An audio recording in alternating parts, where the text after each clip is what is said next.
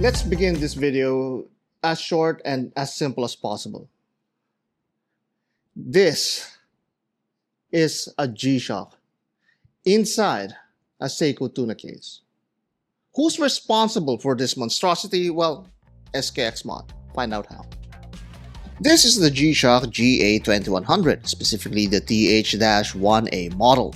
These G-Shocks are often referred to as Casio Oaks due to their resemblance to the Royal Oak, particularly in terms of the bezel shape. This is the same watch, believe it or not. SKXMOD, one of the premier watch pirate-friendly mod companies in the market, has once again come up with a devious idea that no sane DIY enthusiast would even dare attempt to talk to their wives about it. I mean, just look at these dimensions and you'll also agree that daring is an understatement for this massive beast of a custom watch. Weighing in at 207 grams, this is more than 4 times heavier than your typical Casio Oak and is a bona fide fashion hazard for all Princess Pirate wrists across the 7 seas. I know that some of you enjoy inflicting sadistic, horology-related punishments, but this is truly taking that I'm working out while I'm working narrative to an entirely new level. I mean, just look at this ridiculous buckle and keeper. And yes, if you had to ask, it's so heavy that it tends to roll downward from my very small wrist. Almost everything from this mod is impressively large. Just look at this. This buckle is so big that it feels like wearing a reverso on the other side of the strap. This thing is ridiculous, even for this tasteless watch pirate. The rest of the watch, though, really projects that Marine Master spirit, but given that budget G-Shock treatment. And that's not ridiculous at all. You retain all of the G-Shock functions, such as the roll time, timer, stopwatch, and alarm, just to name a few. The entire watch is about a fifth of the price of a Seiko Marine Master, yet it delivers the full value of assembling your very own unique watch. It's got its flaws, I'll tell you that, but all of this is well expected when you give the assembling part of the watch to a coffee table watchmaker whose facility is his rug-floored couch.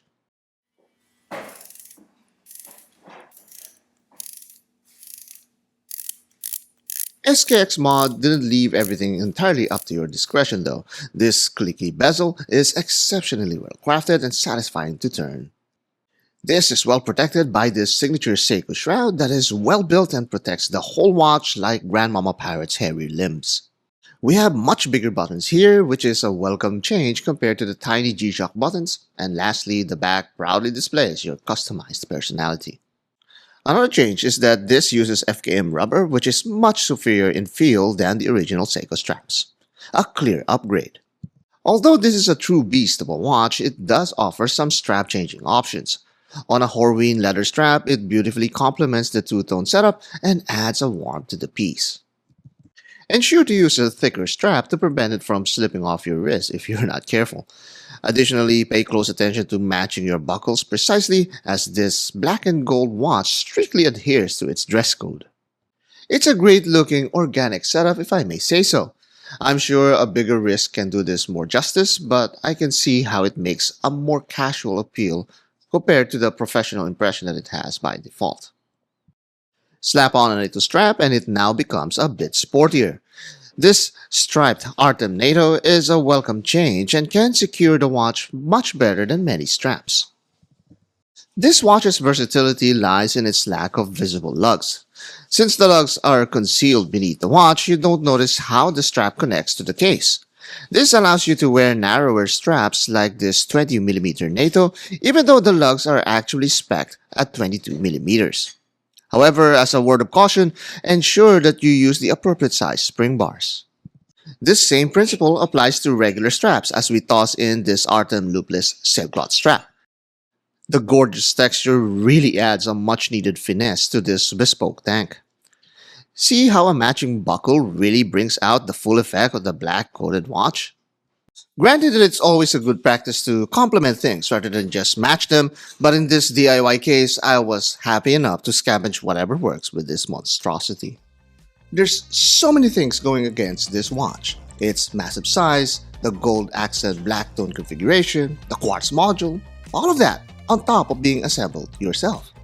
However, I believe that it will still find its niche because I'm confident that there are other watch pirates out there with such a cultured taste like mine.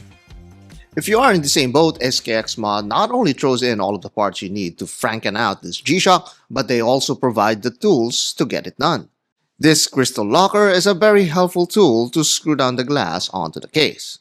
Or you could just use your own fingers if you like to sadistically punish yourself relentlessly. Next, we have this module holder that is meticulously crafted to accommodate a variety of GShock modules. It proves particularly useful when setting not only the center stack hands, but also the subdial hands from this renowned Japanese watchmaker. SKXMOD doesn't stop there. Designed for the 2100 GShock series, these rehouts and index rings are specifically molded to match the grooves of these modules. It also helps create that Seiko Tuna spirit in this Casio component, while providing you a deeper customization option. This configuration, for example, has a specific cutout where the module screen is located. Then there's this 120-click bezel that is easily one of the more identifiable parts of the Tuna design.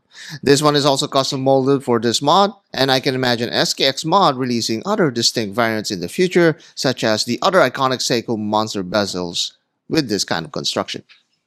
Building the watch is actually quite straightforward. The case shroud is held together by these 4 hex screws. It's a visually appealing and easy to work with setup. However, be cautious because these screws are quite soft and can easily be damaged by your screwdriver. This shroud then comes off freely from the top of the dial. This is the only thing that holds the bezel in place, so sadly you're forced to wear the shroud on this mod at all times.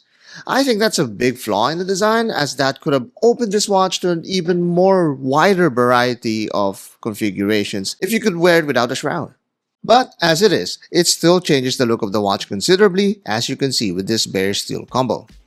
I'll dive deeper into the construction with a separate, more comprehensive assembly video. Let's now compare this against some of the more iconic divers from Japan. This Citizen Super Titanium diver is quite a wide watch already, but the Ana-Digi Tuna just dwarfs it in comparison. It's also considerably thinner, even though the Citizen is actually 14mm thick. The buckle is surprisingly similar in dimensions, but the Tuna mods is just too squared off that it appears and feels enormous. These two have different approaches to protecting the bezel. Citizen used its protruding corners to shield the bezel, thus making it possible to turn it both from the sides and on the top. Seiko's shroud, replicated here by SKXMOD, ergonomically places the bezel openings where your thumb and pointer lands. This is half clever and half iconic from Seiko. It will force you to wear it on your left hand though, a small criticism that affects a few people who love wearing their watches on their right hand. This Seiko Paddy Tuna is sporting that monster-style bezel, so this could be a preview of what we mentioned earlier from SKXMOD's possible offering. Where this mod will truly be tested in is in the loom department. Both Seiko and Citizen produce some of the best loom in the industry, so much so that even when you're trying to emulate them, loom potency is one of the inevitable areas of comparison. Happily, it does live up to the amount of loom that the originals have, and certainly lasts as long as well. You also have some comments about the Ana-Digi mod from SKXMOD. Watch60 says that the company made a great mod for watch geeks and he also likes the black and gold look. Robert Little Hawk says, I was joking about the clasp, but come on, look at how big that clasp is. It truly is as big as a Cartier tank.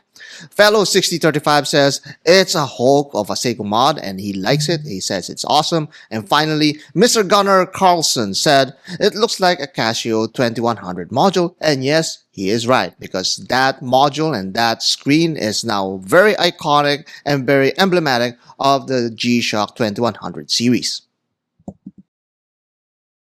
It's incredibly enjoyable to assemble these kits, and once you're finished, there's so much more to appreciate even when you examine them closely. I took the time to truly appreciate the loom here, as it's really gorgeous when viewed with the gold accents. The dial with those indexes is fully converted into a Seiko style dial with all of the gold hands completing the look. But check this out, if you look back at the unboxing video, you may notice that the original module that this had was a positive LCD module. I actually swapped that out with one that has a negative LCD to better fit this dial. And because of the module implant, I had to remove and reinstall the hands and dial of this GShock. And as expected from these Gentile watch pirate hands, it took a few attempts to accomplish, with the hands accumulating a few scratches and dust during the process. You really do need to respect the components and your working environments when it comes to assembling these mods. You need to have all of the components in the proper condition and working on a really clean and dust-free work desk. It sounds like all common sense, but when you're as excited as I am, you may end up damaging some of the parts prematurely.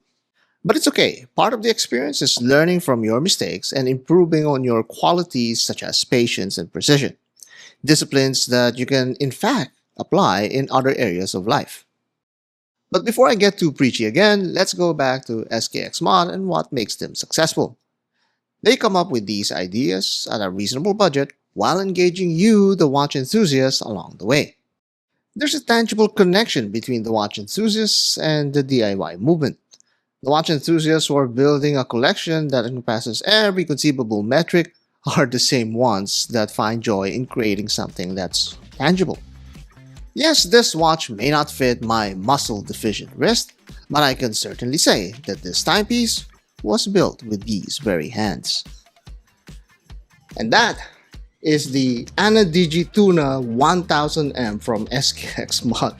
This is a conversion kit for your Casio, turning it into a 1000 meter Seiko Tuna. It's a monstrosity by size, but I mean, guys, this is so awesome. The shroud alone is titanium and all of that accent and that ridiculous buckle. If there's one thing I would really change this ridiculous buckle, probably put this on a NATO to make it more wearable, at least for my size. But I'm not averse to wearing G-Shocks, and I've worn bigger G-Shocks than these, but this is one hefty Tuna, if I may say so. And sure, you can tell me that it's oversized for my wrist. That's fine, I can accept that. But I would be more than willing to, and then look, listen to that bezel. This is so good, and to wear this or to assemble this is so much fun, and I think it's well worth the price of getting this Ana-Digi Tuna. So what do you guys think? Comment down below. Let me know what you guys think about this review. Now, I'm going to release another video of how to assemble this Tuna. I think it warrants to have the two videos, one video review so that we could actually review all of the details here, which is what we did in this video, and another video just to show you the assembly process, because that in itself is a video, I think, for everyone to enjoy. And we have another pair, another set there that SKXMOD sent to us, and I'm going to have fun with that. But I didn't have the hand fitters, hand pressers, so I had to order those for now, and so I can assemble that part. It's the first time I'm going to assemble hands, but it's totally fun. This had some assembly going on to it, and it was a very pleasant experience. I didn't even need instruction manuals. I just filled it out, and it turned out very well. It's pretty straightforward, and SKXMOD is really at the forefront when it comes to these mods, so you gotta support them, guys. And they have other stuff in their website that we didn't review, so comment down below. Let me know what you guys think, how your experience or what your experience is with this watch company. And this is a really special one, and I think this is an amazing build. If only my wrist was any bigger to wear this like on a daily basis.